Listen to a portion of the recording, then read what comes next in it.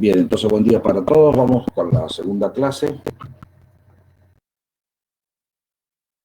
Voy a ir pasando una por una, pero vamos a...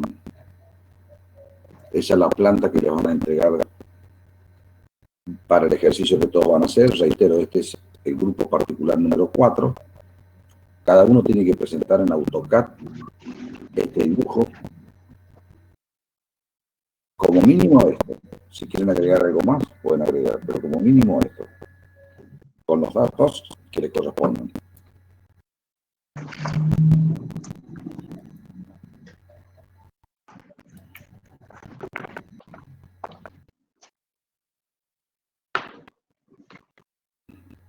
A ver, para enseguida vamos a recordar que sobre la losa,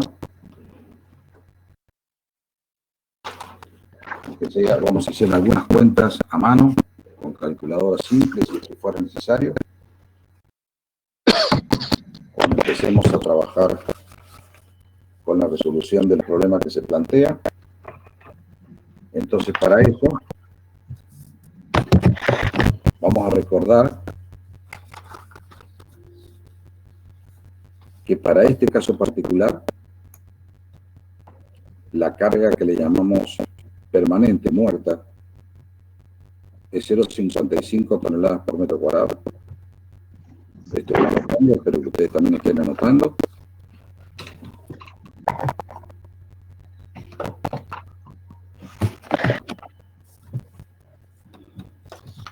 Y reitero que lo que les va a cambiar a ustedes va a ser el peso propio en función de que si, por ejemplo, acá a alguien le correspondió 0,15, pues tendrá otro número acá. Probablemente sea 0,36. Entonces, acá yo tengo 0,43 de peso propio, de piso y contrapiso 0,12, y tengo 0,55 toneladas por metro cuadrado. Y de carga viva, como si fuera oficina, vivienda, 0,25 toneladas por metro cuadrado. Reitero, estas son las cargas que se le llaman de servicio, aún no han sido mayoradas, y esas cargas corresponden solamente a la losa. Ahora voy a aprovechar, ya que está esta diapositiva, para recordarles la diferencia entre diseño por resistencia y diseño por tensiones admisibles.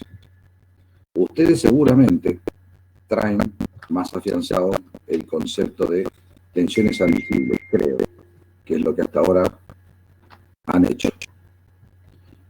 Para ese caso de tensiones admisibles, ustedes no mayoran, cuidado que estas son preguntas de examen, ustedes no mayoran las cargas.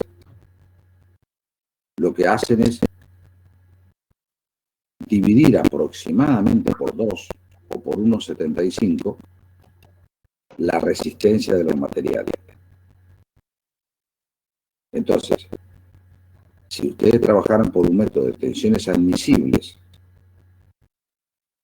directamente tomarían la carga permanente de 0,55 y la carga viva de 0,25, y con eso, que yo le llamo total de D más L, 0,80 toneladas por metro cuadrado, con eso directamente hubieran, por ejemplo, calculado el momento. El momento que ya no sería último o requerido, sino sería un M sub S momento de servicio. Pero esa sería la demanda, el esfuerzo.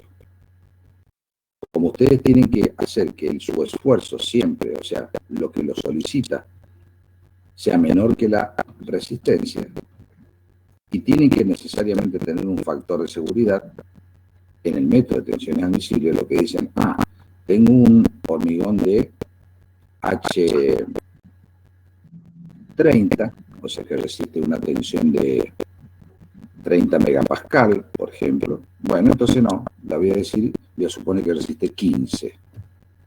O sea que el material lo bajan a lo que se llama a tensión admisible, la máxima tensión que puedo sobrellevar. Entonces, de esa manera, ustedes tienen un coeficiente de seguridad aproximado de 2. Es un valor típico, está entre 1,7, 1,75, 2, por ahí está. Pero quiero que vean claramente la diferencia entre el método por resistencia y el método por tensiones admisibles. Todavía en algunos materiales e incluso en algunos países, el método de tensiones admisibles, y está en algunos reglamentos, incluso el nuestro, se admite el método de tensiones admisibles. Pero para hormigón armado, por algunas razones que lo voy a ir explicando en el curso, solamente se permite el método por resistencia. Es decir, que las que se mayoran son las cargas, la D y la L se la elevan, pero con los materiales se trabaja prácticamente a la resistencia que tienen. Hay un pequeño factor, como hemos visto, ese 0,9 o 0,85 que anda por ahí, pero es un factor, si ustedes se imaginan, un 0,9 no es un factor de seguridad. La inversa de 0,9 es más o menos 1. 1,1 no es un factor de seguridad, es un factor, digamos, de precisión o de imprecisión, o es un factor de circunstancias especiales o de imprevistos, pero no un factor de seguridad. Entonces, ¿qué vamos a hacer con el D y L? Vamos a verificar las flechas, porque las flechas, las condiciones de deformación, por ejemplo, que la viga no sea deforme tanto que nos vaya a romper la ventana, o por una cuestión estética, o que la losa no baje tanto que va a ser difícil caminar sobre ella, eso se hace con cargas de servicio, o sea, con D y con L, en su valor de servicio. Es lógico que así sea, porque ahí la fisuración no es tan grande y es lo que va a pasar durante su etapa de uso. Pero no tiene sentido verificar para el caso de un sismo, a veces se lo hace con un sismo de servicio, pero no lo voy a complicar con eso, pero para el caso ya de un sismo, en un sismo es el sismo el que es último. Ya voy a volver ahora sobre la superposición enseguida. Porque alguien podría estar preguntando, si yo quiero obtener la carga última, ¿por qué no también mayoro las cargas D y L cuando venga el sismo? Es una pregunta también de examen. Cuando venga un sismo, reitero, a mí lo que menos me va a interesar es la fisuración. O sea, la fisuración va a aparecer. De hecho, a lo mejor alguna existe. Lo más importante es que tenga capacidad de deformarse plásticamente, o sea, que tenga utilidad. Ahí ya implica daño, ahí implica fuerte fisuración, fluencia en los aceros. Ahí no tiene sentido que yo vaya a controlar la flecha de la viga. Lo que sí tiene sentido, y voy a reiterar y con eso arranco la clase de hoy, es que la estructura tiene que ser lo suficientemente rígida como para que su desplazamiento horizontal no sea tan grande. Primero, para que llegue hasta chocar con los edificios vecinos, cosa que ha pasado en algunos terremotos.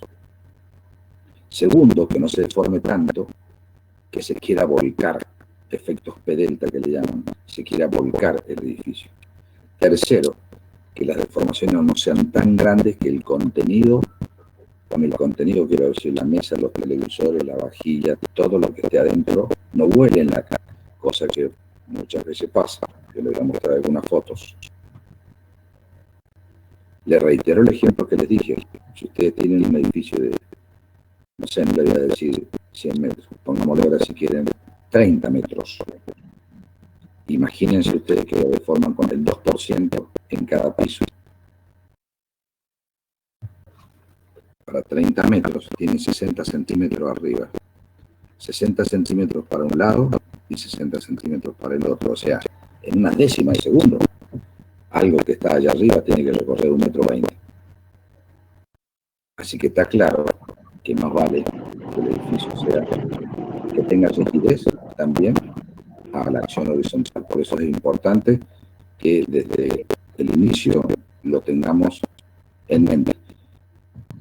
Lo que generalmente se verifica es la resistencia, y eso es parte del problema. Avanzamos entonces. Recuerden con ese número 0,55 más 0,25. Estos son los tipos de comportamiento. Estos son los reglamentos. Reitero, ya todos deberían tener en su escritorio este reglamento impreso. Ya deberían tenerlo también pero hago mucho hincapié en este.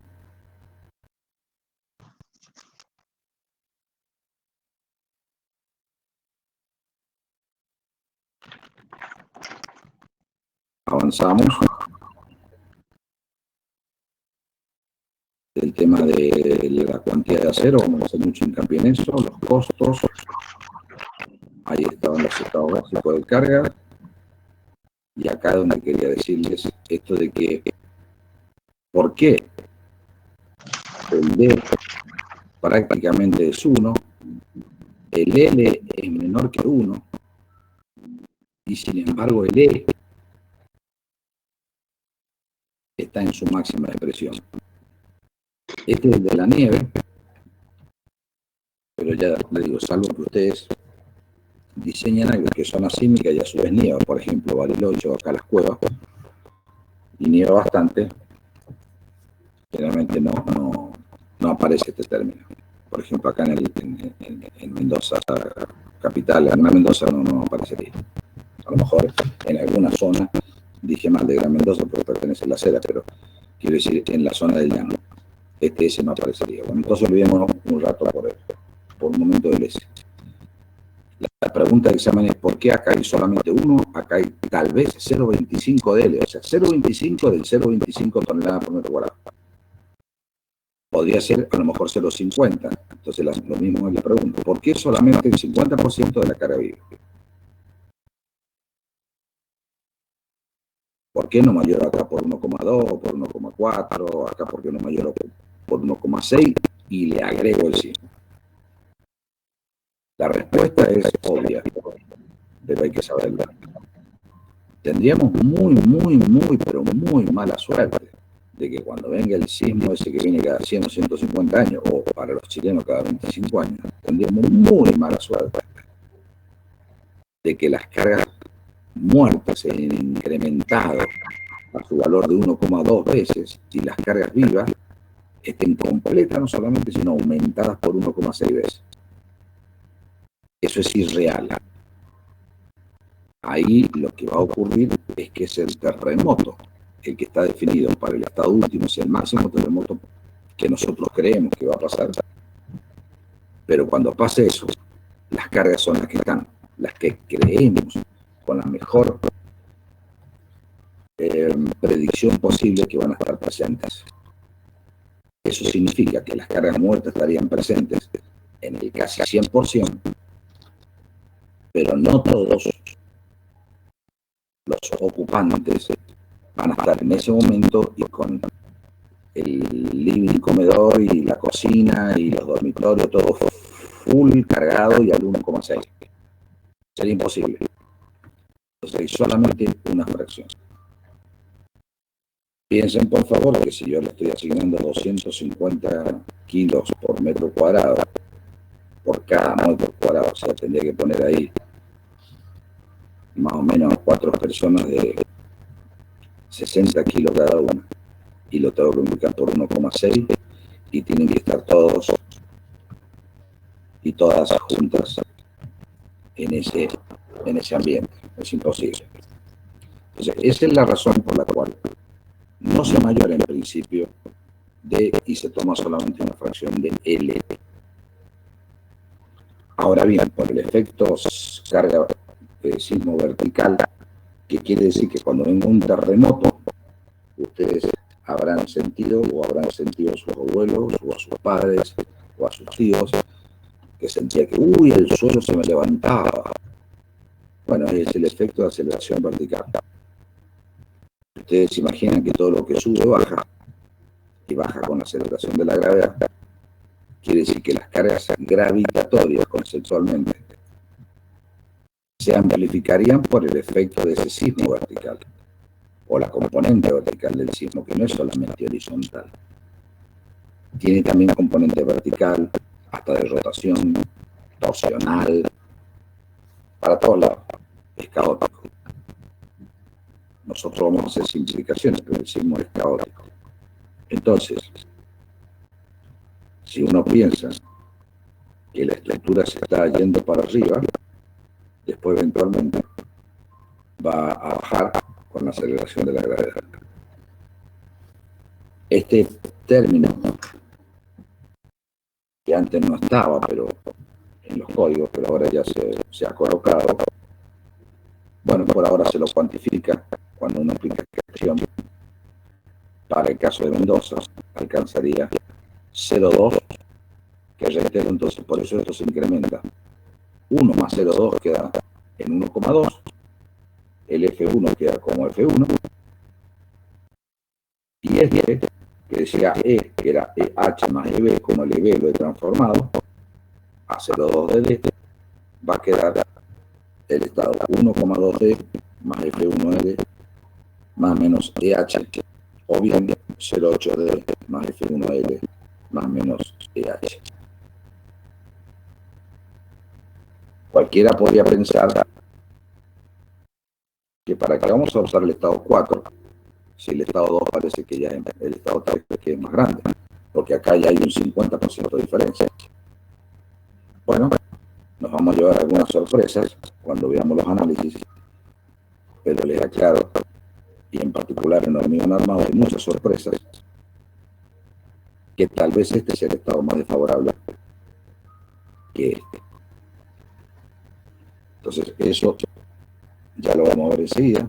Por ahora,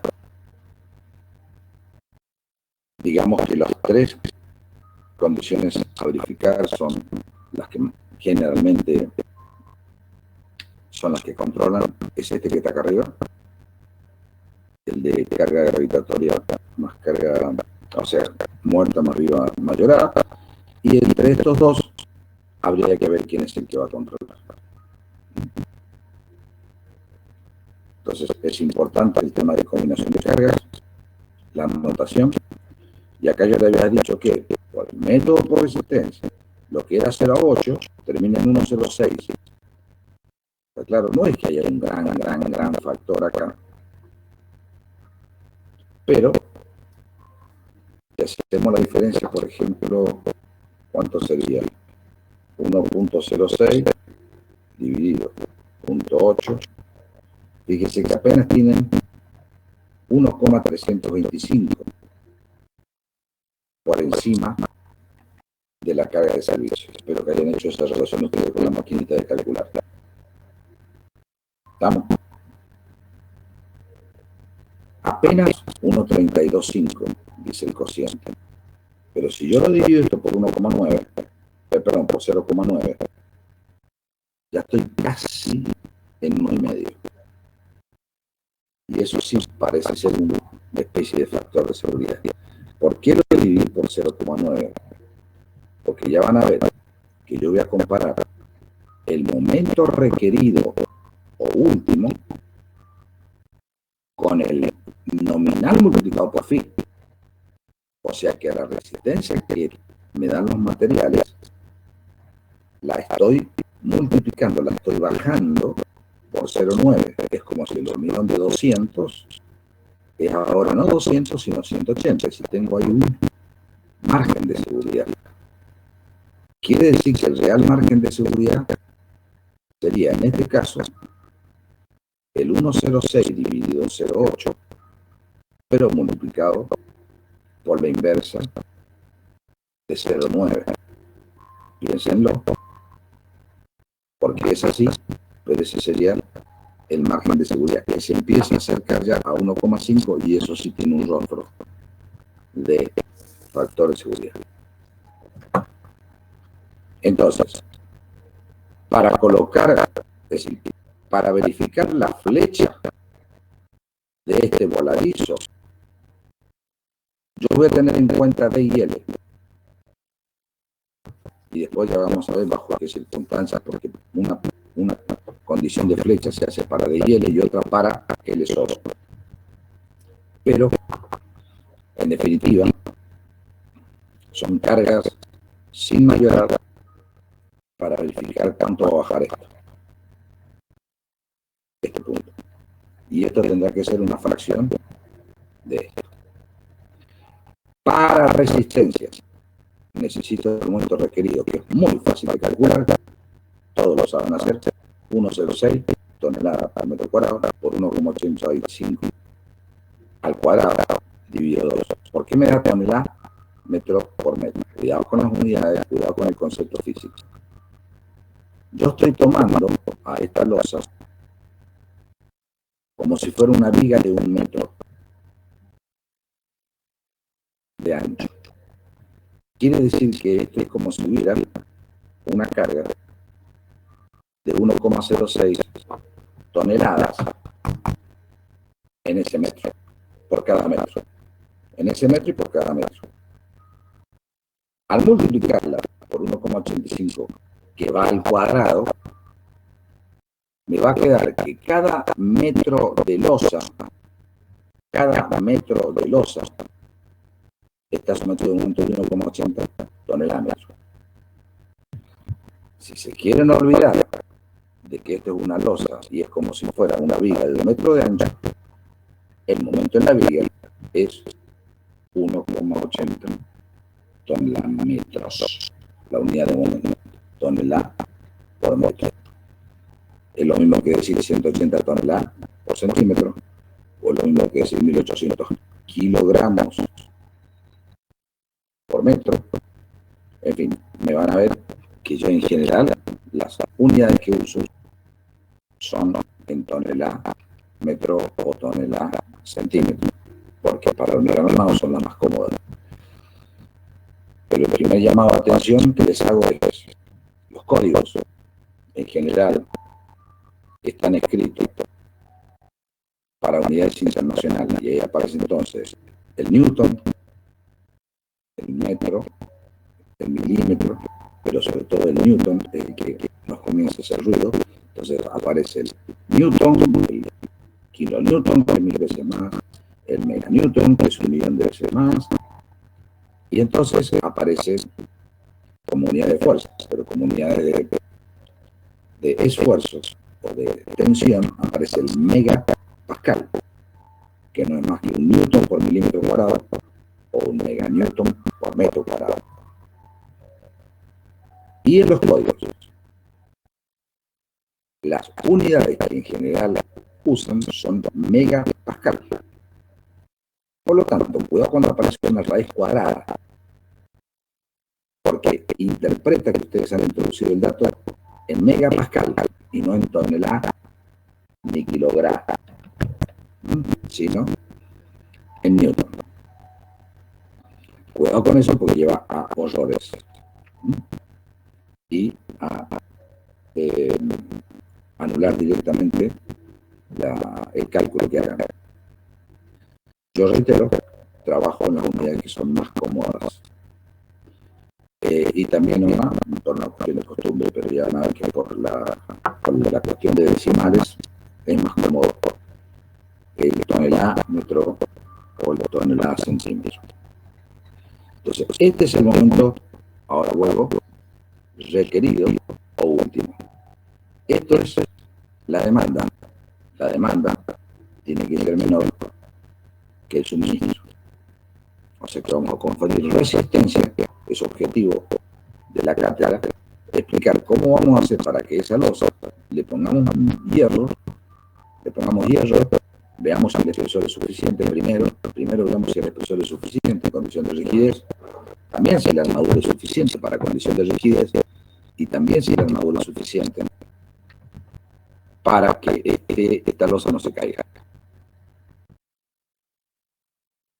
Entonces ya tenemos el momento sobre la losa.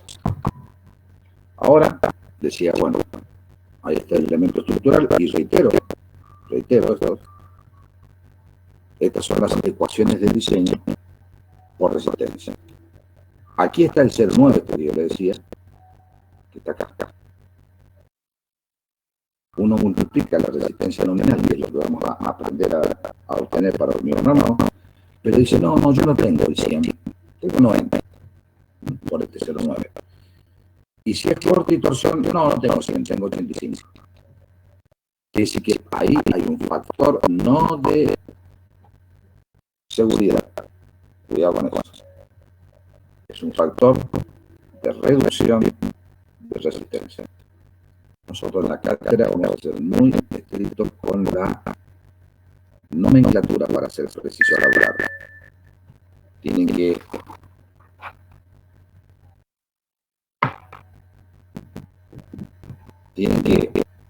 ustedes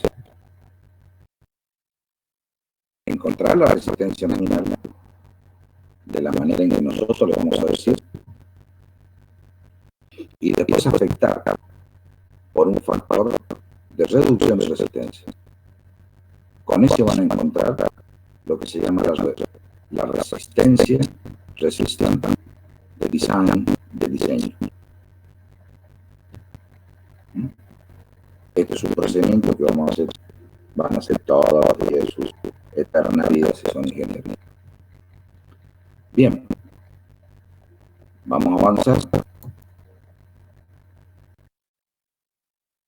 Y esto es lo que les decía en esta gráfica. Yo puse hincapié en esto y en esto. Ahora ya les comento enseguida qué es esto. Pero esto es cuando venga un sismo, cómo se va a formar el pórtico que ustedes tienen que diseñar. No hay que olvidarse, se va para la derecha, pero también para la izquierda. Va para allá y para allá. Y se va a mover varios segundos. Depende de la duración del terremoto. Entonces, va a generar esfuerzos en las vigas porque se forman así. Va a haber bastante fisuración probablemente cuando venga ese terremoto, ese gran terremoto.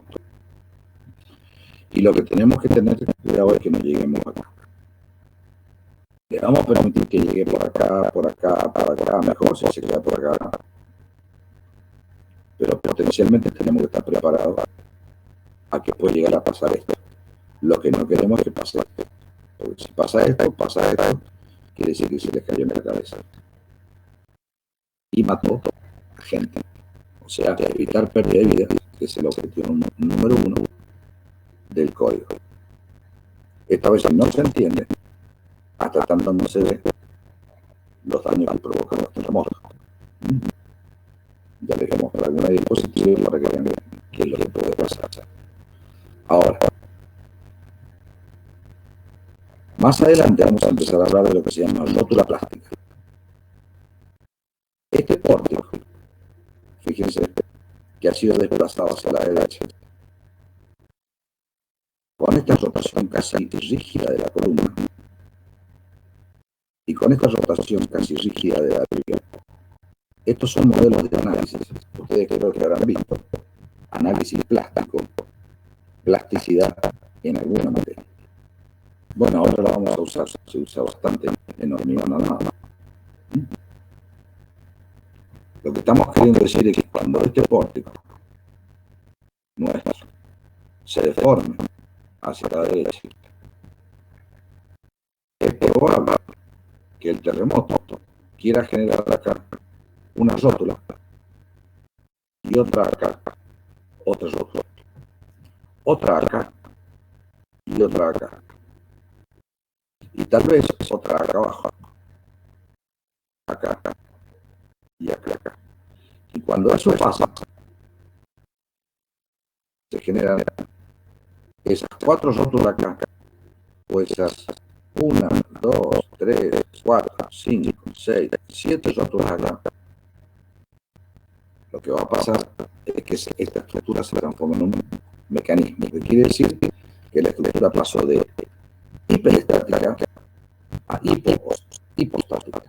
Es decir, la soplan y se cae. ¿Por qué? Porque se transforma en un mecanismo. Se dan cuenta que es fácil, ustedes empujan acá, esta estructura se cae. Ahora, esto se llama mecanismo de colapso. y el mecanismo de colapso está formado por rótulas plásticas. Yo siempre doy el ejemplo de que una rótula usted la puede imaginar como la bisagra de la puerta, pero o sea,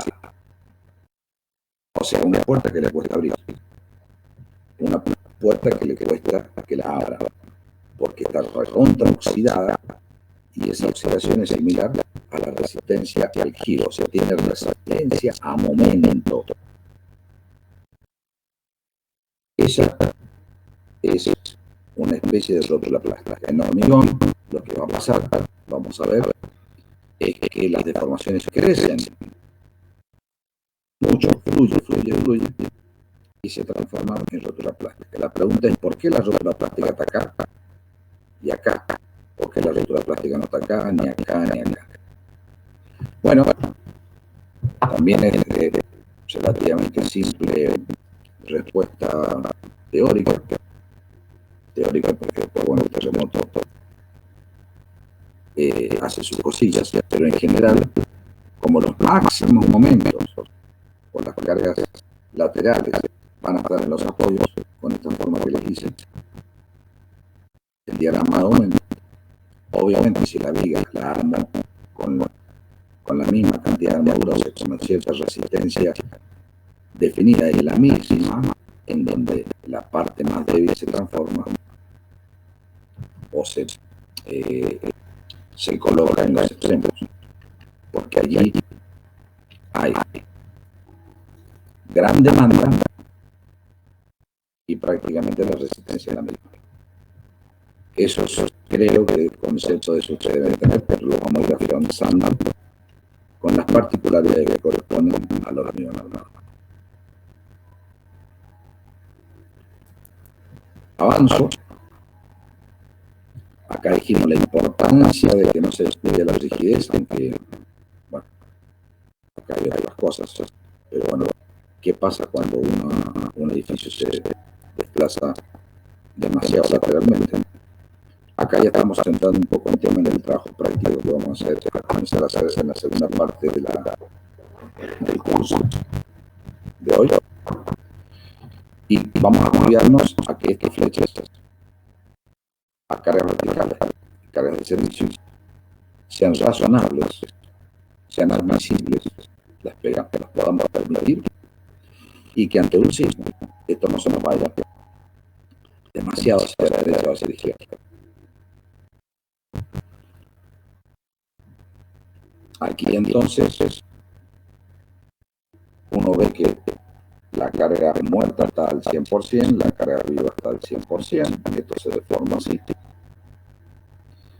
Y acá explicar esto de los factores es lo más fácil, explicar que la carga de sismo tiene 1 la muerta, es lo que dijimos. El F1 es el porcentaje de carga viva que uno cree que va a estar presente en el sismo. A ver, si estamos con una biblioteca, es muy probable que todo eso esté cargado a full, y cuando venga el terremoto estén todos los libros, y como en el caso del Poder Judicial están todos los expedientes, ahí deberían haber puesto 1. Pero en un living, en un dormitorio, uno puede pensar que la carga viva está, por ejemplo, en un 25%. Si es una cochera para vehículos, cochera, uno tiende a colocar 1, por si viene el sismo, y está con todos los autos, pero también es raro que pase. A uno puede decir, bueno, pero si ocurre en la noche, los autos están estacionados. Es cierto. Entonces, hay que ir viendo qué dice el código, que está hecho en base a estudios, para ver cuál es el factor que hay que colocar de simultaneidad entre carga viva y eventos sísmicos. Este número que está acá no se lo voy a explicar todavía, pero es un número que depende de cómo hayamos hecho el análisis sísmico, va a significar de qué manera introduje yo la acción sísmica en el programa computacional. En este caso, les reitero, el programa que he usado es STAPS, pero ese número significa para nosotros que yo apliqué un coeficiente sísmico de 0,2, o sea, 0,2, 0,20 de la gravedad.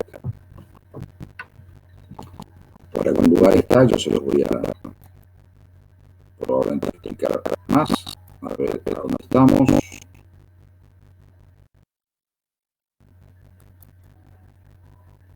Permítanme que quiero ver si está la explicación de las cargas en la otra pantalla.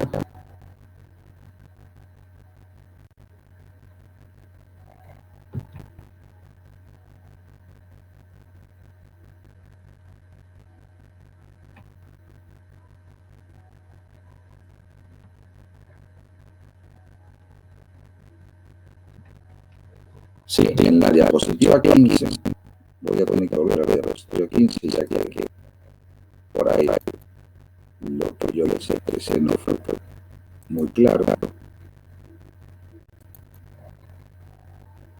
Acá, reitero que lo que yo hice es, para el caso del sismo en esta zona, dije zona sísmica 4. Tengo una aceleración del suelo de 0,40, que ustedes lo van a ver en el espectro, está en el código. Entonces, van a ver que va a ser 0,4, entonces termina siendo, porque gamma R vale 1, el sismo vertical vale 0,2, pero no estoy viendo todavía de dónde saqué el coeficiente sísmico. Tampoco está en esta diapositiva, en esta diapositiva solamente está ese subbajo.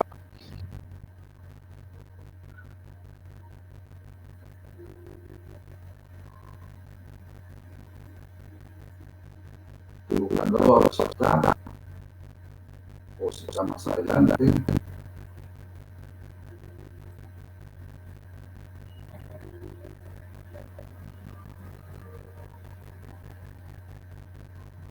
Sí, un poquito más adelante está como determinado yo el coeficiente sísmico.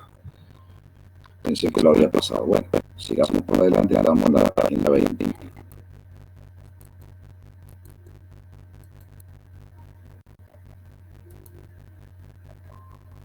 Entonces, les decía, hemos proporcionado, o sea, ya hemos dado dimensiones a los elementos estructurales, columnas y vigas,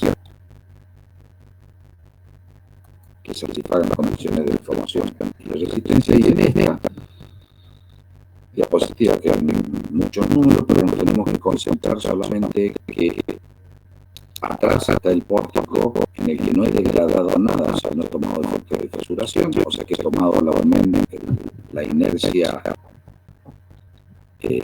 efectiva prácticamente igual a 1 o el 100% del momento de inercia cross, y más el pórtico al frente ya lo degradé. Entonces les decía, fíjense que para las cargas verticales, el programa computacional, o ustedes si lo hacen con alguno de los métodos que han estudiado el análisis estructural, les daría que cuando no degrado, tengo 1,8 milímetros, cuando degrado, la flecha se va a 3,6 milímetros, el doble. Cuando no degrado y lo empujan lateralmente, de forma 34 milímetros, cuando lo degrado, en la situación real, se deforma más del doble. Entonces, hoy tenemos poderosas herramientas computacionales para poder utilizarlas y acelerar, como le llaman los cálculos, acelerar las cuentas, cosas que en la época que yo puse la facultad no había ni siquiera la calculadora que es esa chiquita que ustedes tienen sobre la mesa ahora. No había ni eso. Así que digamos que ahora los tiempos son en ese sentido mucho más favorables. Teníamos que hacer todas las cuentas a mano, papel, lápiz, rápido en la cabeza. Imagínense que para hacer estos cálculos que la computadora tarda décimas de segundo, imagínense esta cantidad de números que ha sacado la computadora, nosotros podíamos tardar un par de meses y jamás llegar a toda esa cantidad de decimales, por supuesto. Entonces, bueno, ahora que tenemos esta herramienta, las vamos a utilizar, pero no vamos a dejar de tener en cuenta que muchas cosas se pueden hacer solamente con papel y lápiz y una calculadora de mano, que es lo que vamos a hacer para entender el concepto. Porque muchas veces uno utiliza los programas computacionales, que son, imagínense, bastante sofisticados, pero por ahí pierde de la realidad del problema. A veces son tantos los números que nos mareamos ni los interpretamos y se cometen errores. A usted le habrá pasado cuando ponen el dedillo y por ahí la cuenta dio mal. O le sobró un cero, o dos ceros, o le faltaron ceros. Así que hay que tener mucho cuidado, hay que tener mucha idea de cuánto es el resultado que esperamos para ver si la computadora lo rectifica y lo mejora. Dicho esto, entonces, avanzamos, después hay dudas, volvemos. Pero lo que les decía es que, ¿cómo es esto de que yo vuelvo para atrás? ¿Por qué yo coloqué acá que en el pórtico, este pórtico que están hablando, este pórtico que son los dibujados al frente, yo he colocado que la rigidez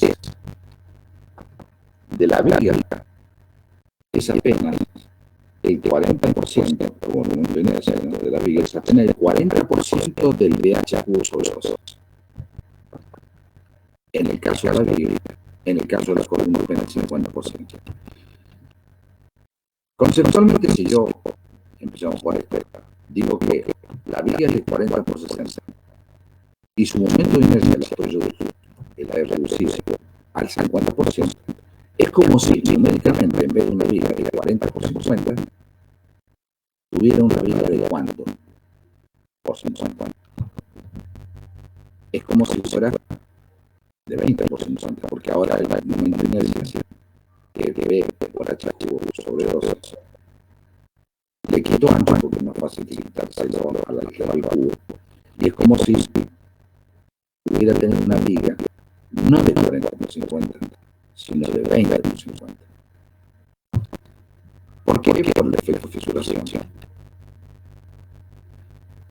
Pierdo sección neta de hormigón armado.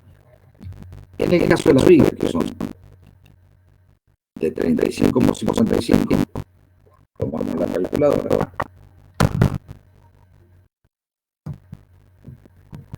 Y ustedes me dirán, ¿y cuál sería entonces? En vez de 35 por 55, si ahora van a aplicar tercero o cuarto momento de inercia, es como si tuviera una viga de E.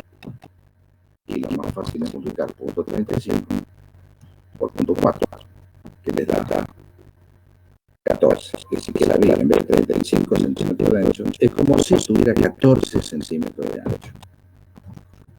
Es un valor que puede sorprender, pero vamos a intentar clarificarlo. Porque eso es lo que usa la norma. Si vamos al reglamento, y por eso espero que tengan el reglamento, y se van al artículo 222 del índice 103, el proyecto de reglamento, que ustedes deben tener en su escritorio, y van acá, dice la rigidez efectiva de la sección, que deberá tener en cuenta los efectos del agrietamiento o fisuración, digamos, podrá obtenerse a través de un análisis seccional, teniendo en cuenta la resistencia nominal y la deformación de fluencia, ya enseguida me encargo de eso, o bien de acuerdo a la tabla. Entonces, probablemente muchos ingenieros van a ir a buscar la tabla. Así se saltean este paso. Pero este es el paso que les va a dar el porqué de este valor. Esa es la idea. Entonces, dice que tomar las acciones rectangulares en flexión, todavía no me tuvo flexión, no todavía. Pero digamos que el momento de inercia, todos saben lo que es el momento de inercia. Tienen que ir para secciones rectangulares a degradar por 0,40 y en secciones T web degradar por 0,35 al hidrógeno, o sea, al I que hayan calculado, al momento de inercia. Eso es lo que lo hice en la diapositiva anterior. Directamente multipliqué Ali por 0,40 en Biblia, por 0,70 en columna. ¿De dónde viene esto? Viene porque, de nuevo, me tengo que adelantar un poco, un adelanto, voy a tratar que no sea, no avance mucho, porque esto lo vamos a ver más profundamente en flexión, pero por ahora, créanme que cuando veamos el comportamiento de flexión, vamos a tener que hablar de, en vez de carga de formación, vamos a tener que hablar de aumento, curvatura. Esto ustedes lo han visto en resistencia de materiales. Entonces, cuando tengamos la curva del diagrama de aumento de curvatura, que significa que la viga la estoy cargando y acá tiene 0, carga 0, momento 0, pero empiezo a aumentar la carga, empiezo a aumentar el momento, aumenta el momento, fluye, plastifica, rompe. Todo este diagrama, en donde se define su rigidez, su resistencia y su ductilidad, los tres factores que yo les mencioné, resulta que ustedes se dan cuenta que acá estaba en un primer momento, pero muy primero, por acá estaba niveloso. El pH jugó sobre 2, pero después se agrietó y después fluyó.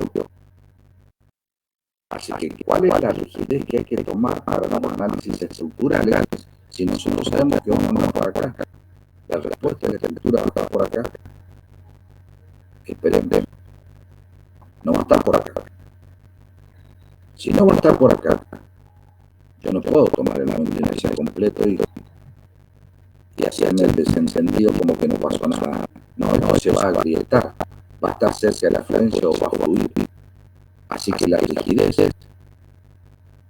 va a estar o por acá, o también en algunos casos va a andar por acá. Por eso hablamos de rigidez efectiva. Por eso el código les dice que ustedes van a tener que degradar el aumento de inercia. Entonces, para hacer ese cálculo, esto va a ser después motivo de otras charlas. Pero bueno, hay investigadores como Nigel Priestley que nos simplificaron la vida y trajeron fórmulas mágicas que afortunadamente se cumplen y permiten calcular rápidamente estas curvaturas de influencia a través de fórmulas muy simples. Y también gracias a Nigel Priestley tenemos una ecuación que le va a permitir calcular rápidamente este aumento, este nivel de aumento nominal de resistencia. Si yo tengo este valor y tengo este valor, tengo la pendiente, sé la rigidez. Pero bueno, se lo he dicho muy rápidamente, pero por ahora quédense con el concepto que podamos los argumentos. Lo más importante que yo quiero que vean es que cuando saquemos los esfuerzos se ha tenido en cuenta ese efecto de fisuración, que lo vamos a tener que ir explicando a medida que vamos avanzando en el curso.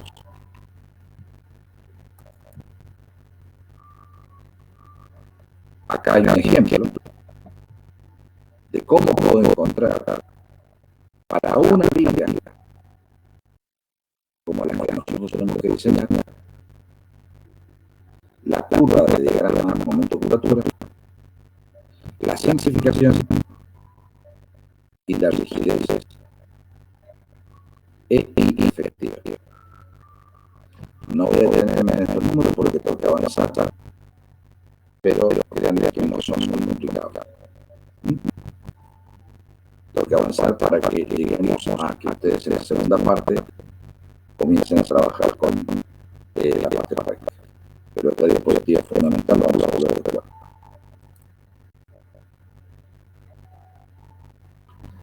Esta ni la cuento la cantidad de información que hay, ya la ven. La voy a saltar por ahora.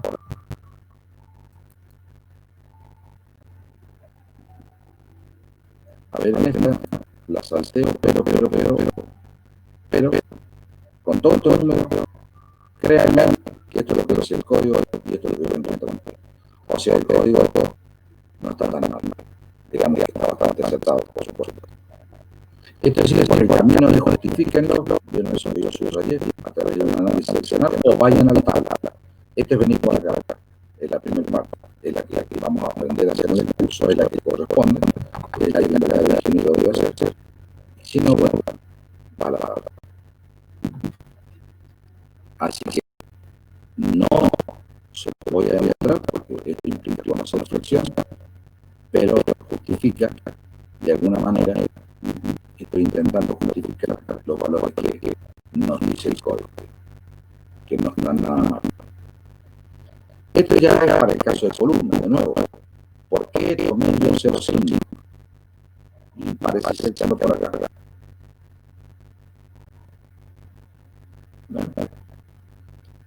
Y efectivo ser peligroso. El código me dice que tomemos o el 80%, o el 60%, o el 40%, depende del nivel de carga exacta. Todavía nosotros no hemos hecho un solo esfuerzo en la columna, así que por ahora no puedo justificarle yo esto.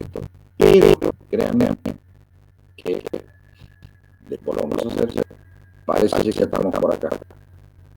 Esta es la tabla del código, esta es la que yo le agrego, porque como acá nos faltan ciertos valores, lo único que estoy haciendo es interpolando para que hacer la vida más fácil a los ingenieros. Entonces, estos son pantallazos de rigidez efectiva, y esta mejor la pasamos por alto, muy antipática la diapositiva, no estamos todavía en condición de resolverla. Y acá quería hacer hincapié en que ustedes ya han visto, creo que espectro y aviación sísmica, que rápidamente yo les digo que para Mendoza, estos son los espectros de diseño para Mendoza, zona 4. Y yo lo que hice para este pórtico, aunque un factor de resolución de sísmica, que ya identifiqué que prácticamente este 1 lo dividí por 5 y caí más o menos en 0,20. El coeficiente sísmico mío era aproximadamente 0,20. Entonces, de nuevo, no me voy a detener mucho en esto. Si hace falta, se lo explico las veces que quiera. Yo opté en este ejemplo particular, en este que ustedes están viendo, R4, para el ejemplo que ustedes están haciendo de R5, o sea, una reducción de 5 veces. Esto será un ejemplo de uno de los trabajos que hemos hecho nosotros en la oficina, pero es para que vean el espectro elástico y el espectro reducido. ¿Por qué reduzco descarta acá? Porque les dije, no se me tiene que caer en la cabeza, pero tampoco tengo que diseñar un reactor nuclear si me han pedido una vivienda normal. Por lo tanto, voy a admitir que daña.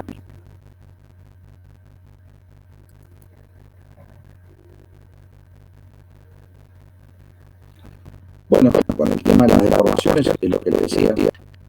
El código habla de una relación que vamos a ver si las podemos cambiar, pero si ustedes tienen que verificar que las rotaciones entre piso y piso que se quitan no sea más de 2,5%. En nuestro caso particular es importante. Nosotros tenemos un parte de un edificio que tiene 3 metros de altura de la planta baja, 300 centímetros. Quiere decir que si el código me dice que no se puede mover o rotar más del 2,5%, el desplazamiento de una losa con respecto a la que trabaja no puede ser más del 9% de la altura. Si la altura es 300 centímetros, no puede haber un desplazamiento relativo de 300 por 0,02 centímetros, que le da 7 centímetros y medio. Entonces yo tengo que verificar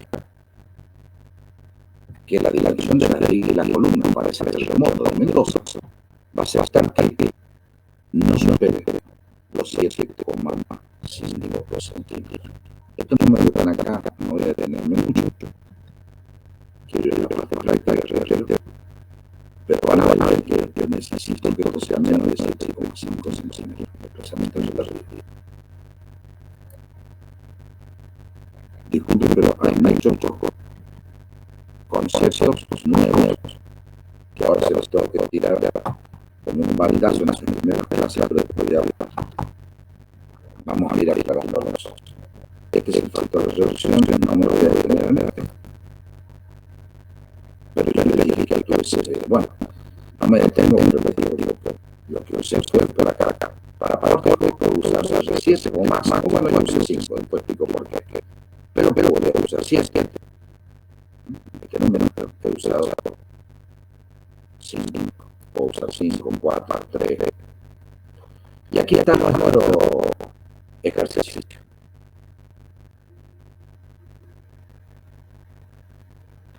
Entonces, yo tuve que para mi caso particular, esto era como que representa algo que pesa 160 toneladas. Lamentablemente en esta diapositiva no lo tengo que arriba, está casi tomado con una foto casera con el celular, así que no he podido todavía hacerla más clara. Creo que todo buena voluntad le dan que dice que pesa todo ese edificio que está por encima de este piso, pesa 160 toneladas. Si yo digo que más o menos tomara que el peso de la construcción era alrededor de 1 tonelada por metro cuadrado. Bueno, perdón. Si dijera que es esto, de 1 tonelada, no sé cómo, pero no sé si en este caso lo que digo es que si el peso son 160 toneladas, en el espectro elástico ustedes vieron que decía que la aceleración era como eje.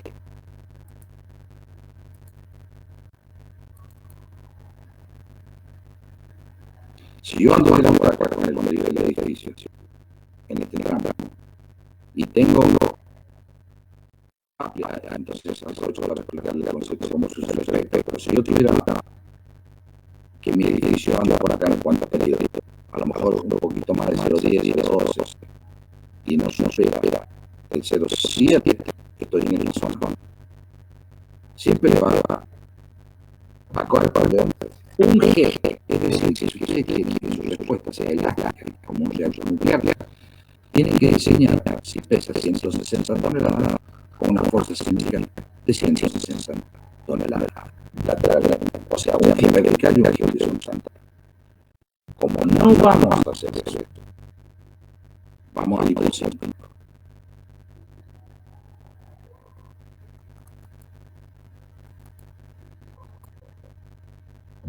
Si vamos a ir por 160 dividido 5, usar un 0,85 de 0,2, es como multiplicar por 0,2 dividido por 5 me da 32.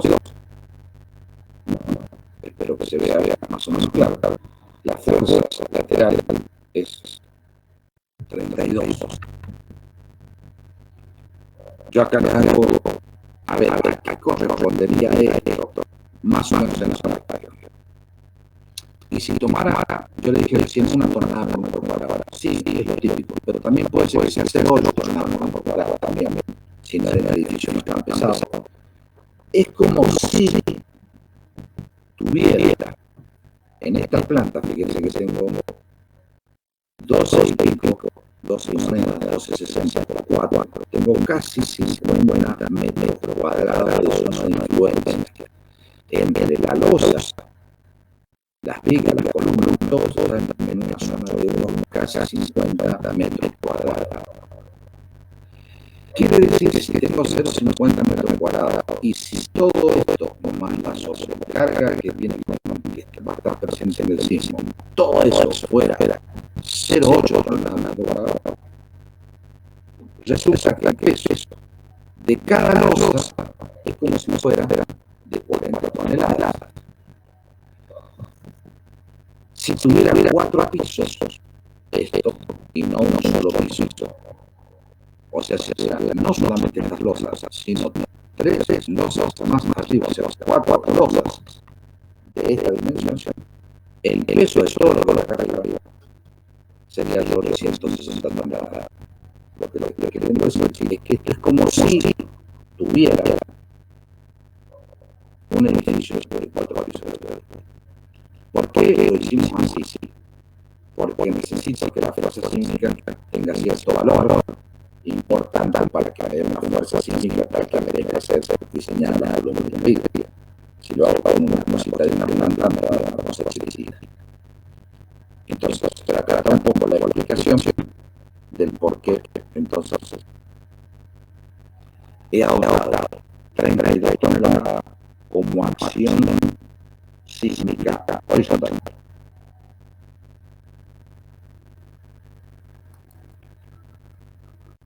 Si llegamos a los 910 a los actuales.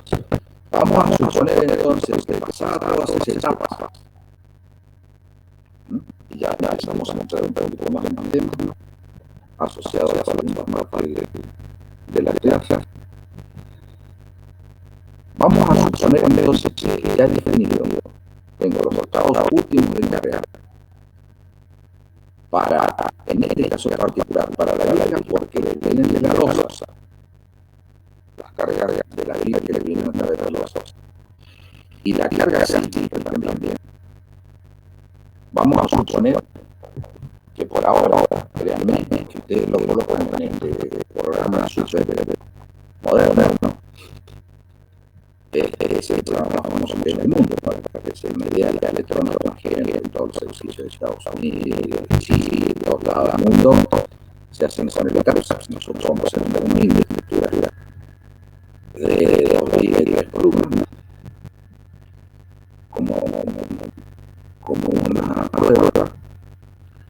Y después de que introducimos los datos, supongamos que obtenemos estos diagramas para ustedes familiares de momento. Acá D, L, U. Quiere decir el cada uno para día. Y me da la momento. Fíjense, obviamente las 2 vías son iguales, pero el segmento a la izquierda dice no alcanzo a leer, pero creo que dice 7. O no, perdón. Acá dice 8. Acá en el centro del tramo, si acá dice 11 negativo. Acá iba igual. Y después tenemos una columna que son las amarillas. Y en la columna arriba, que son los asociaciones. Acá está definiendo como tracción inferior positiva con el amarillo, momento negativo, tracción del otro lado como rojo. Acá la tracción está del lado de afuera, la columna amarilla, acá está del lado de afuera, rojo. Porque acciona un momento, ahí está accionando un momento positivo y está accionando para allá un momento negativo. Veamos un poquito los números entonces. 11, 8, 9, para cargar la capital. Cuando le pido cuál es el estado de momentos, de demanda, de esfuerzos internos, de momentos, cuando actúa el sismo, el plano me arroja que acá es 28, cuando acá es 11. Y acá no hay nada, pero acá hay 17. Acá hay 15, acá hay 28. Esto lo digo dibujando en escala. Es decir, que la primera función que se hace es que en el diseño de los elementos estructurales controla el sismo. Es decir, no me voy a preocupar para colocarle dimensiones de hormigón y armadura de en este caso los hormigones de cuerpo. Hierro hay. No tiene ningún sentido, porque le voy a poner más fuerte. Cuando le ponga hierro a esto, obviamente no te voy a olvidar de esto. Obvio. Entonces, directamente voy a tener que diseñar por lo menos la licencia y también el columna. Y también la dimensión. Por si. Ya después voy a hablar de la diseño por capacidad. Pero por ahora, así en esta vista rápida de la diapositiva, Lo importante que ustedes tengan en claro es que controla la imaginación consciente. A estas nos vamos a dedicar.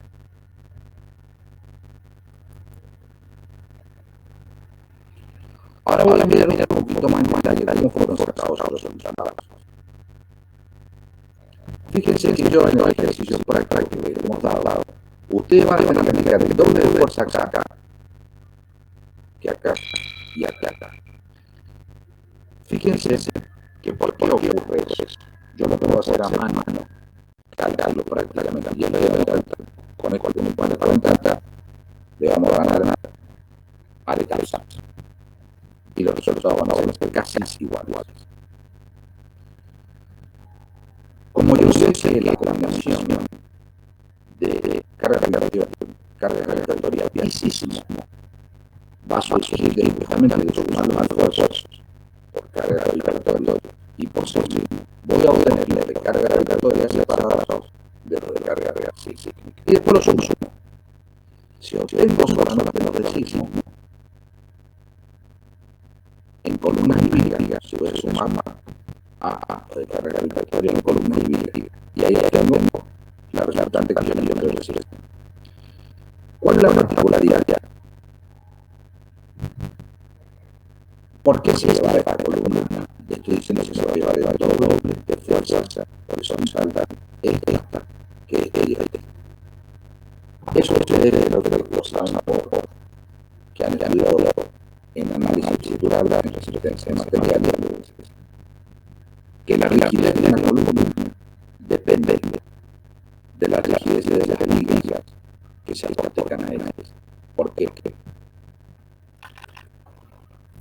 A ver, si tienen una película, si ustedes dibujan una columna sola, borde libre en la parte superior y tierra abajo, y le dibujan una fuerza horizontal en la punta del extremo libre, una fuerza P, que ustedes saben que se va a deformar lateralmente, con lo que llamamos una flecha de letra, pero que esa flecha vale P por el ángulo sobre el ecuador.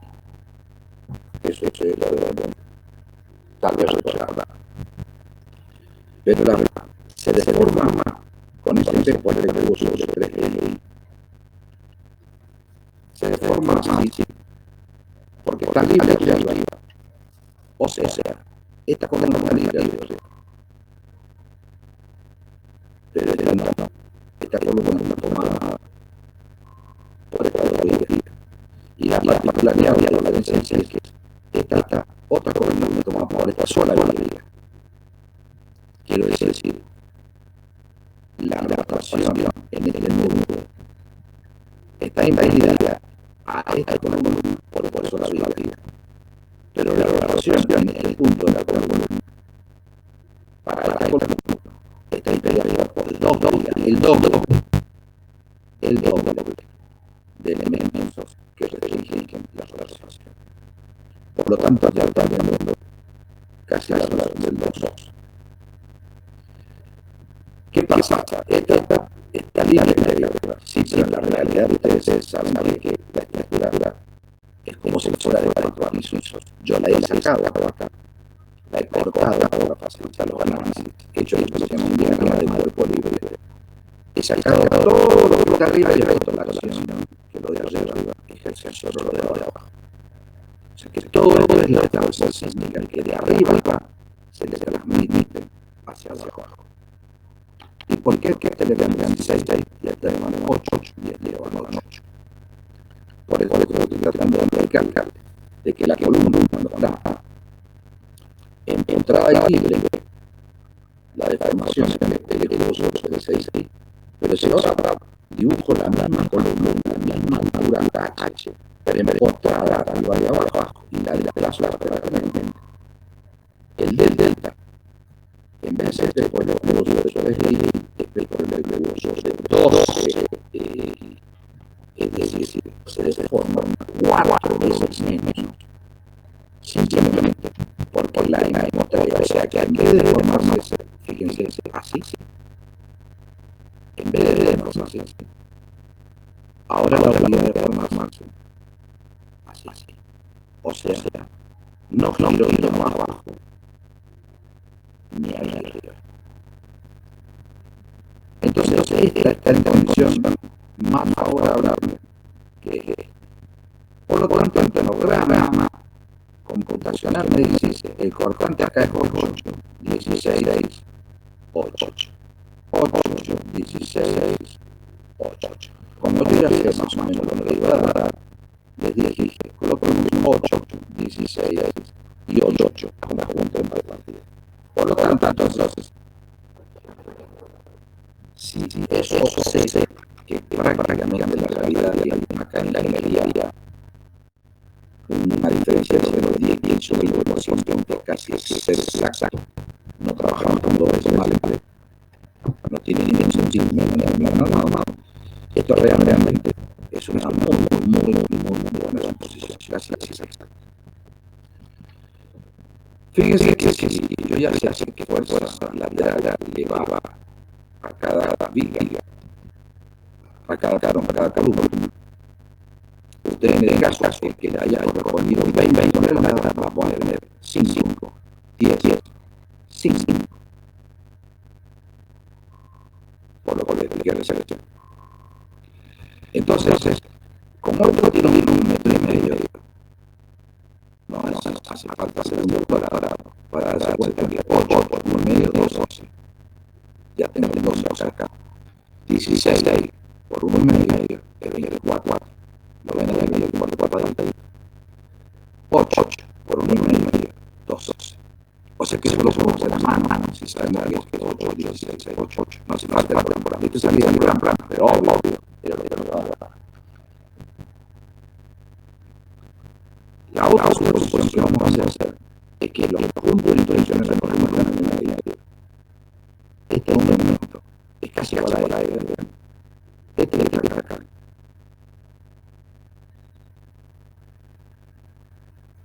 Ese es casi igual a eso. Así que una muy buena suposición. Si nosotros sabemos eso, y también es importante, acá termina siendo prácticamente 8. Acá la única diferencia es que como la viga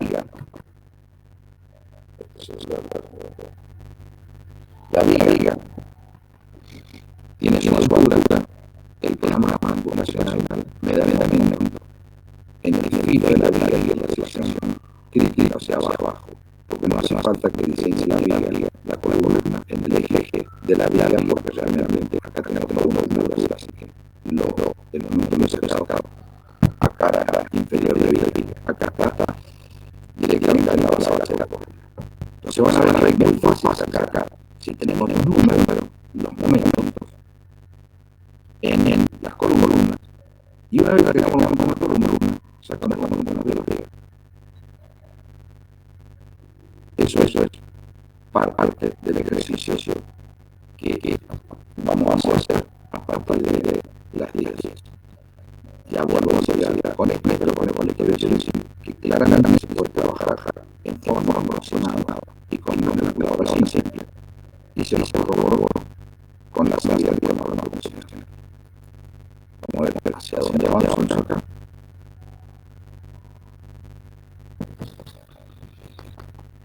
Acá lo que estoy dibujando es ahora ampliado, ya más grande, los esfuerzos del ELU en 1,2 o 1,6.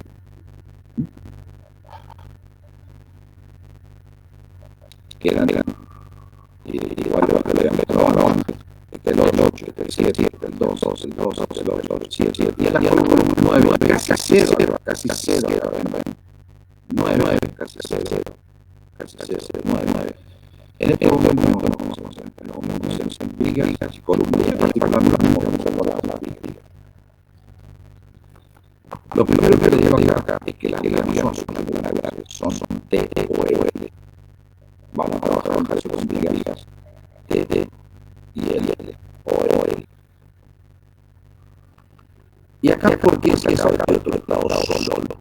Porque yo les dijimos a sacar el estado de L solo. Porque eso me suena así, sí. Pero él no es sismo. una componente, un DD y 005 de DD, entonces los saltos son más pequeños, solo de referencia. Por eso acá, esto es proporcional a este, porque obviamente acá, en vez de decir, acá en vez de decir 1, 2, allá, dice 1, en vez de 1,6, dice 0,05. Esta es la carga que se supone una para cargar, y esta es la que se supone para última para cargar más. Entonces, cuando tengo los lados puros, yo puedo ahora, a ver,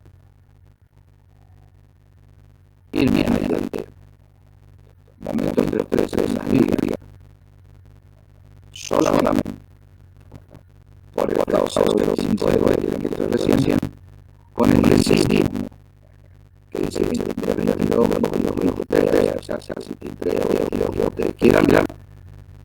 pero ahora no se poner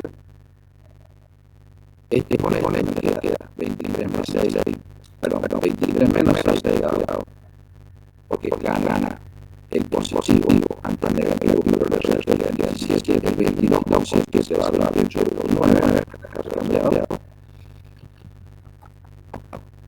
22 más 8, 15 y 23 más 6, 29, 18. Esto es lo que va a llevar la rama. Entonces ahora tengo la superposición de carga vertical más 6. Acá está el estado que controla de nuevo esto del elemento que se puede hacer a mano. Esto le estoy mostrando la serie de la palabra que tenés que tener.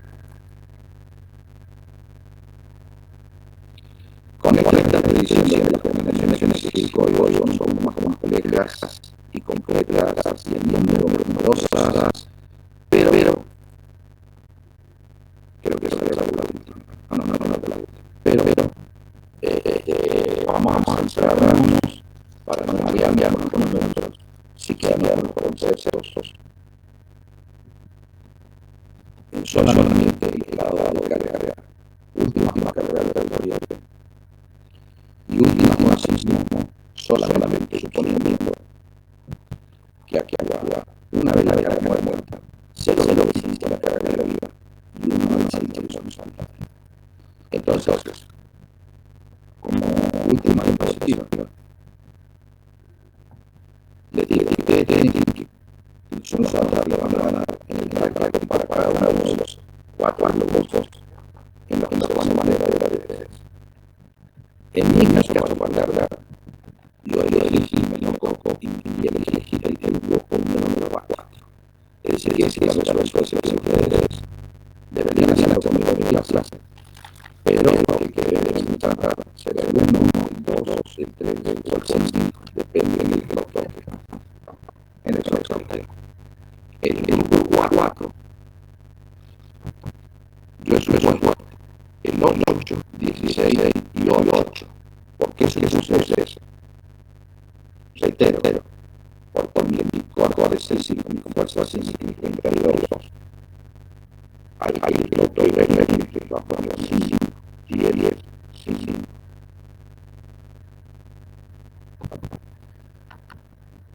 Y además, la carga que hacia todo lo que viene arriba, la puedo sintetizar en 30, 60, 30.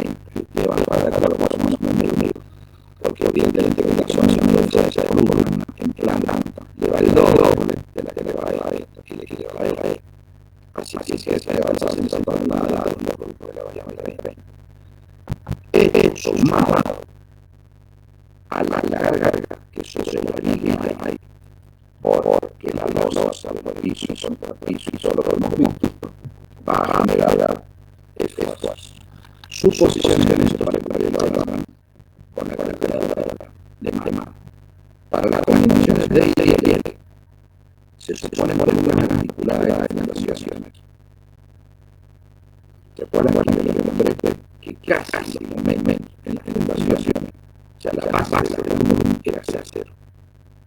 Segundo, que los momentos positivos iguales a los negativos O sea, los de apoyo simples serían por 2. ¿Qué quiero decir? Que si yo tengo una carga en tonelada por metro,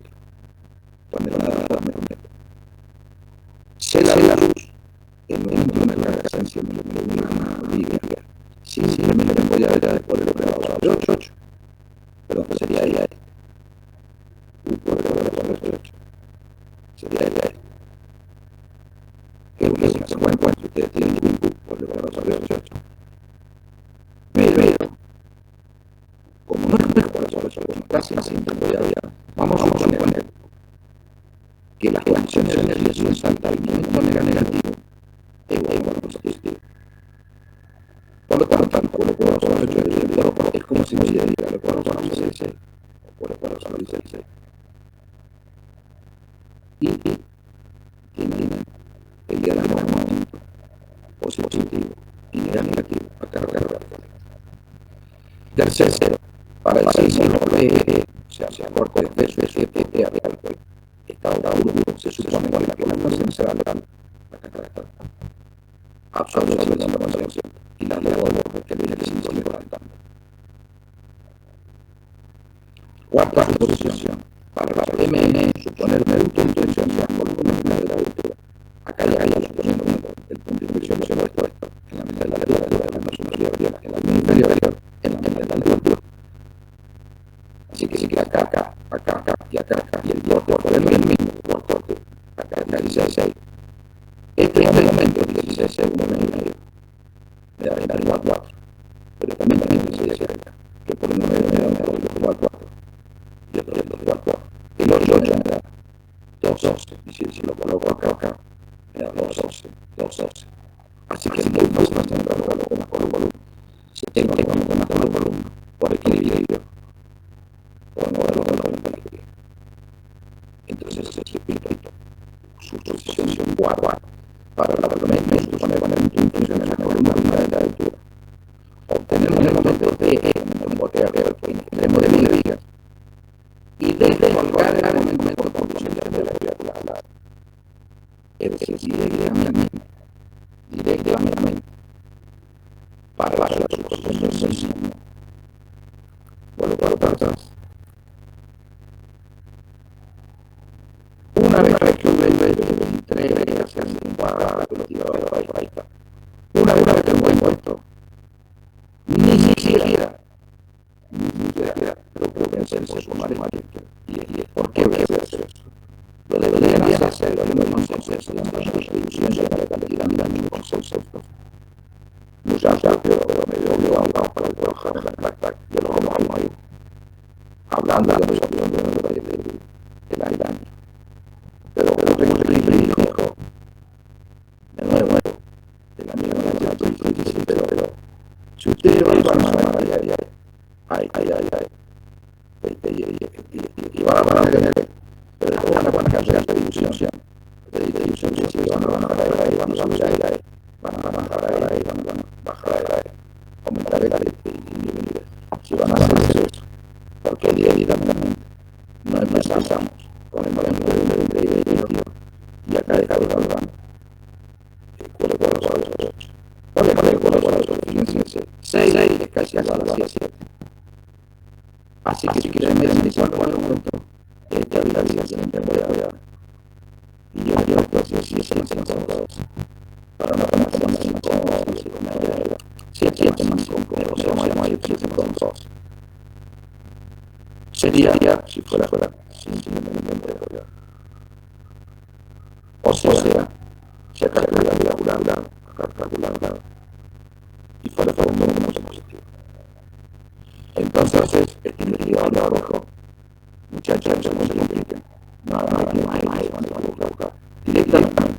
Calculan un momento sismo puro en los extremos de la vida. Y después de la palabra, que la palabra es descolgar por grado sobre 8. O sea, acá deja el volumen 2. Con ese criterio,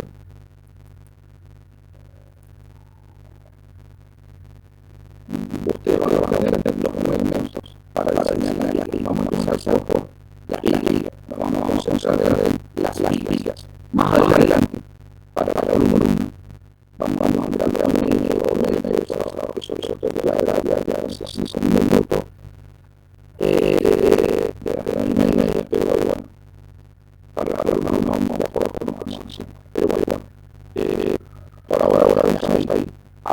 veces no saben muy bien y podemos ir entendiendo los datos que tienen y cualquier consulta se la van haciendo los profesores que van a tener a cargo del grupo.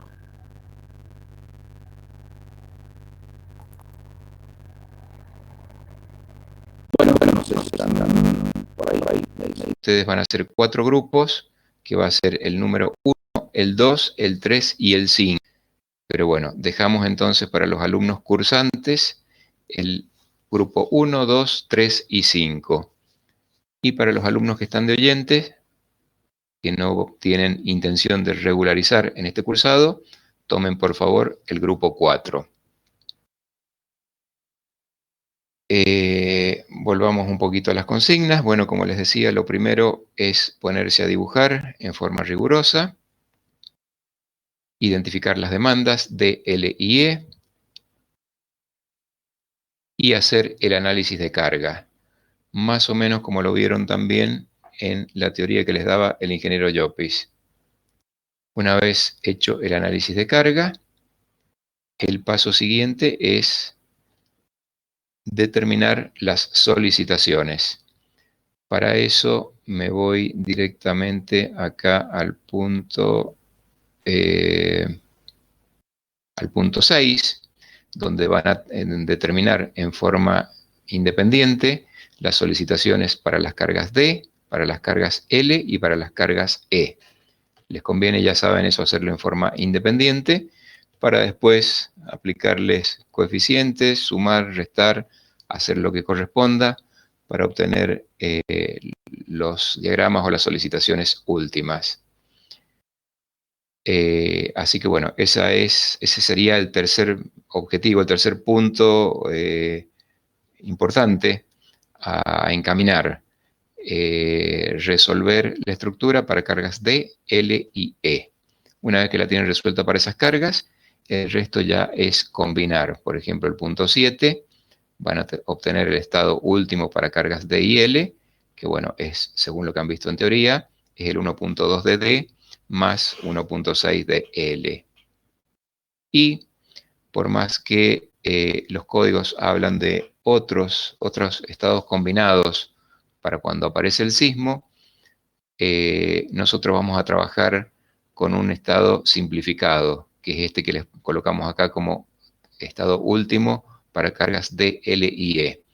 Tengan en cuenta, no es el de código, pero tiene algunas simplificaciones que nos van a ayudar al objetivo que tenemos nosotros con el práctico, o sea, utilizar el estado combinado tal cual lo proponen los códigos, nos complicaría al objetivo que tenemos nosotros en el práctico.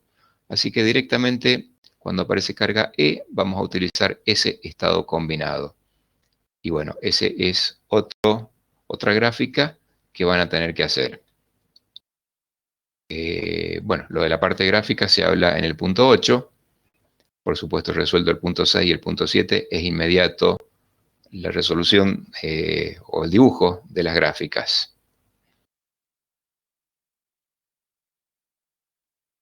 ¿Me van siguiendo? ¿Hay alguna duda hasta acá?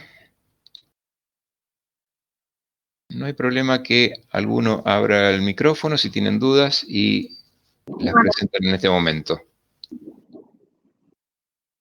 Yo quería preguntar si el Power que usó el ingeniero Llopis va a ser subido a la página. Sí, el Power ya lo subimos en un ratito. Sí, eso lo van a tener. Seguramente va a estar con el tema de la unidad 1. Bueno, búsquenlo en donde están los apuntes de teoría. Por ahí lo van a encontrar, va a estar subido, sí. Bien. Bueno, tienen acá en la primera columna es la luz de cada una de las vigas. Recuerden que acá es un pórtico que tiene un nivel y tiene 2 vanos. Entonces la luz de eje a eje de cada uno de esos vanos, o la luz a eje de las vigas, por así decirlo, es la primera columna, lo que acá se ha designado como L supra E sub BX. El BW, como siempre, el ancho de viga. El HB es la altura de viga, que por supuesto incluye a la losa.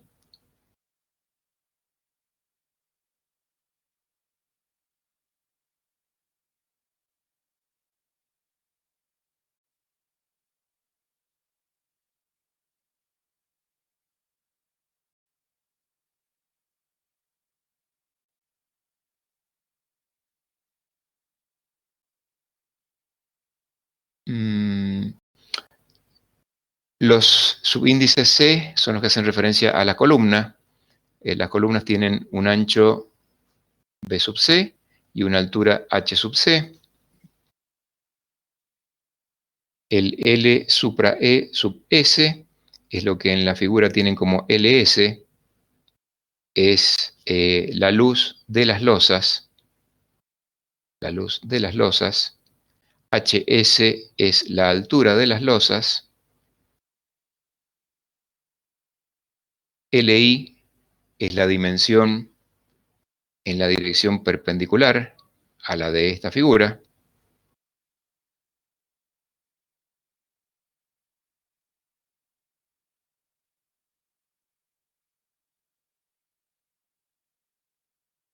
¿Qué más?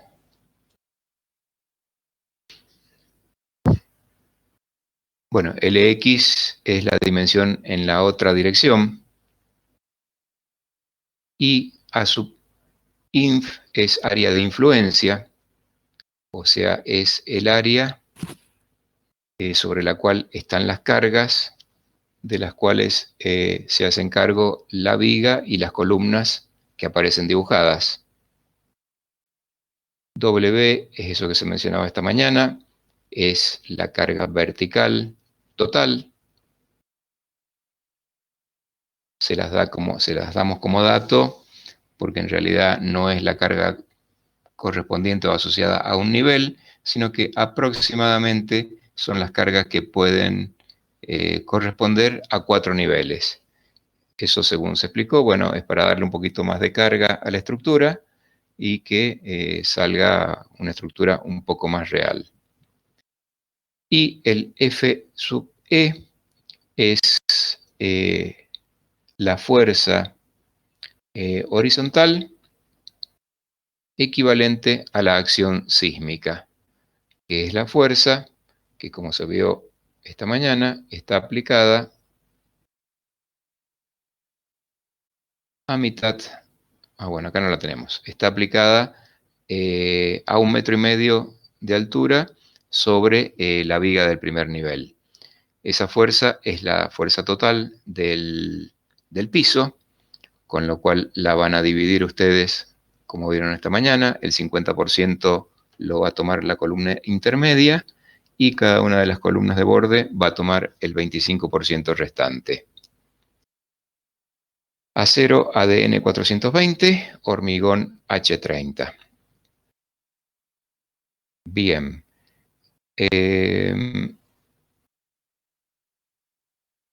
Bueno, a efectos de seguir comunicándonos, vamos a habilitar un foro para que ustedes ahí nos comuniquen cómo han armado los grupos. O sea, dejamos que los grupos los armen ustedes a su voluntad, así trabajan más cómodos. Así que bueno, van a encontrar enseguida abierto un foro para que ustedes nos vayan comunicando ahí quiénes son los integrantes de cada grupo. Les daremos un número nosotros y van a trabajar preferentemente con uno de los docentes, por más que pueden consultar en cualquier momento a cualquiera de los otros.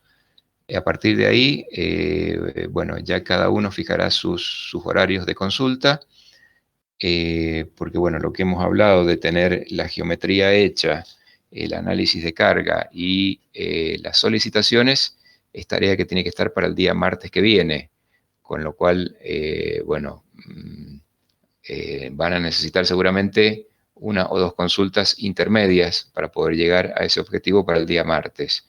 Así que bueno, eso también lo comunicaremos por la mensajería o en el foro, de alguna manera estamos comunicados. Lo mismo que ustedes pueden hacerlo con nosotros. No sé si me quedó algo, si alguien quiere agregar algo. Y ya mismo estamos habilitando el foro. Sí. Hay un alumno pregunta si los prácticos se deben hacer a mano. No. Los prácticos tienen que ser digitalizados y así hay que presentarlos. Van a presentar el digital original y la presentación compaginada en PDF.